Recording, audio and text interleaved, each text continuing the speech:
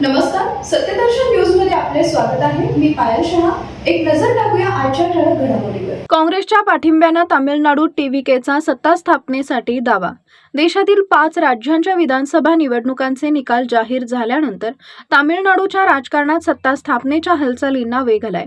TVK पक्षानं मंगळवारी राज्यपाल राजेंद्र विश्वनाथ अर्लेकर यांची भेट घेऊन सरकार स्थापनेचा दावा सादर केलाय. मिळालेल्या माहितीनुसार बहुमत सिद्ध करण्यासाठी टीव्हीके पक्षानं राज्यपालांकडे 2 आठवड्यांचा कालावधी मागितलाय. राज्यपालांकडून परवानगी मिळाल्यास गुरुवारी चेन्नई इथं नव्या सरकारचा शपथविधी पार पडण्याची शक्यता व्यक्त केली जाते. 234 सदस्यीय विधानसभा असलेल्या तामिळनाडूमध्ये बहुमतासाठी 118 आमदारांचं समर्थन आवश्यक आहे. टीव्हीके पक्षाकडे सध्या 108 आमदारांचं समर्थन असून बहुमतासाठी अजून 10 आमदारांची गरज होती.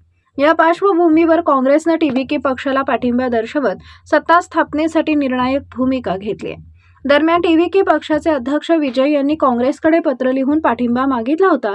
त्यानंतर काँग्रेसनं पाठिंबा देण्याचा निर्णय घेतला असून आगामी लोकसभा, राज्यसभा आणि स्थानिक स्वराज्य संस्थांच्या निवडणुकांसाठी दोन्ही पक्षांमध्ये आघाडी कायम राहण्याची शक्यता व्यक्त केली जाते. या घडामोडींमुळे तामिळनाडूतील सत्ता समीकरण बदलण्याचे संकेत मिळत असून नव्या सरकार स्थापनेकडे सर्वांचं लक्ष लागलंय.